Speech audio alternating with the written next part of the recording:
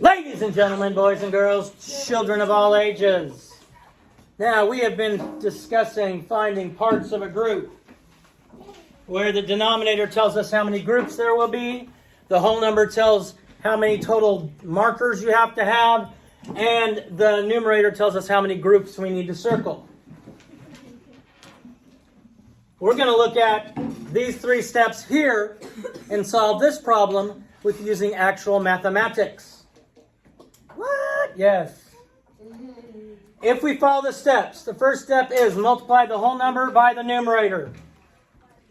The whole number is 5 times the numerator, which is 3, and it stays over the same denominator.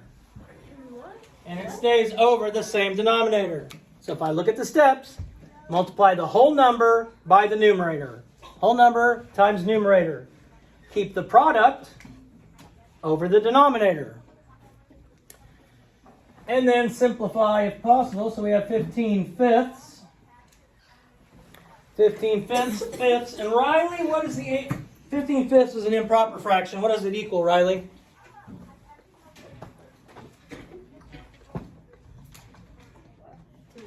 Three. Good. It equals 3. Okay? Can't be simplified because 3 is a whole number. But let's look at another problem, and I want to show you what you're actually doing.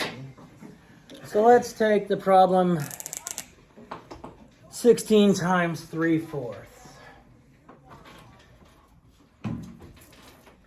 If I were to ask, I don't know, Brad, how could I write the fraction 16 as a whole number?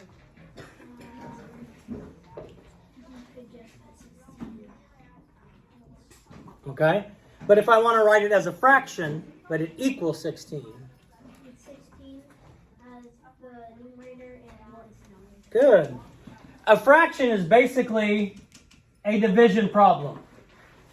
Just like when we had 15 thirds or 15 fifths, the last problem, it was 15 divided by 5.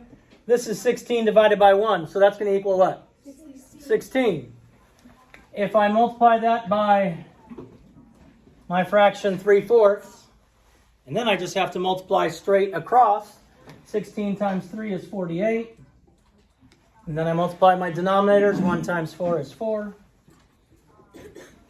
So I have 48 fourths. And let's go. Destiny. 48 fourths is improper. How many times does 4 go into 48? Why is this slipping?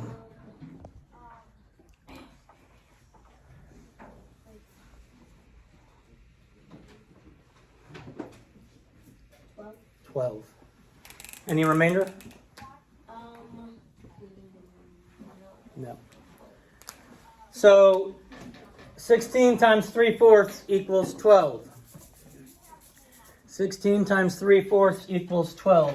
Well, let's look at one that doesn't go in with just a whole number as our answer. If we have 9 times 5/6,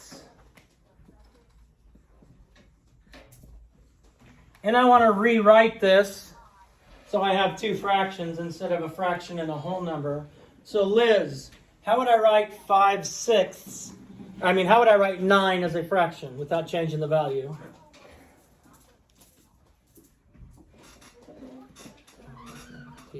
Alana?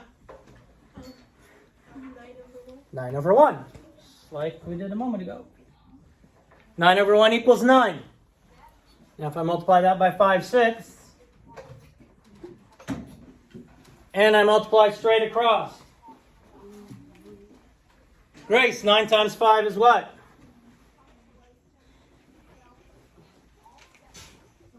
45. Azzy, 1 times 6 is what? 6. Improper fraction. And Connor, I need to change that improper fraction to a mixed number. So what would that equal? How many times does 6 go into 45?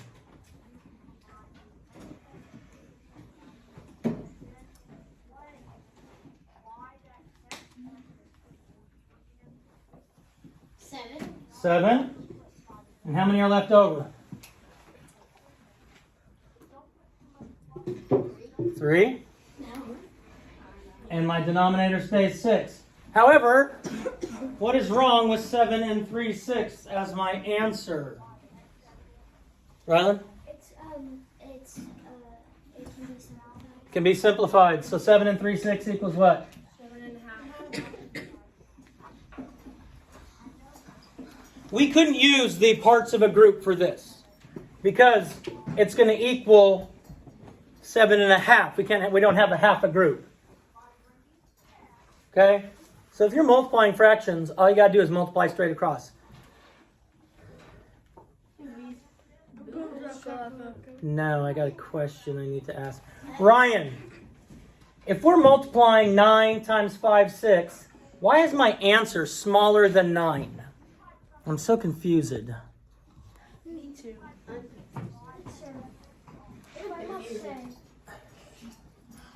Because 9 times 5, 6 equals 7.5. Why is it less than 9? I mean, if I multiply 4 times 2, I get 8. It's bigger than 4. Destiny, So, say the question again. how come if I'm multiplying 9 times something, I get an answer, a product that's smaller than 9? Because the number that you're talking about, that's what it's equal of the denominator. Okay, you're close, you're close, you're close. No, not because I simplified, not because I simplified. Azzy? Because you're multiplying it by a fraction and not a whole number. Okay, I'm multiplying it by something less than 1. 5, 6 is less than 1. If I multiplied 9 times 1, I'd get 9. If I multiplied 9 times less than 1, my answer is going to be less than 9, which is also one of your questions on your Google slides. Boom, shakalaka, peace out, God bless, love you, do something, please subscribe.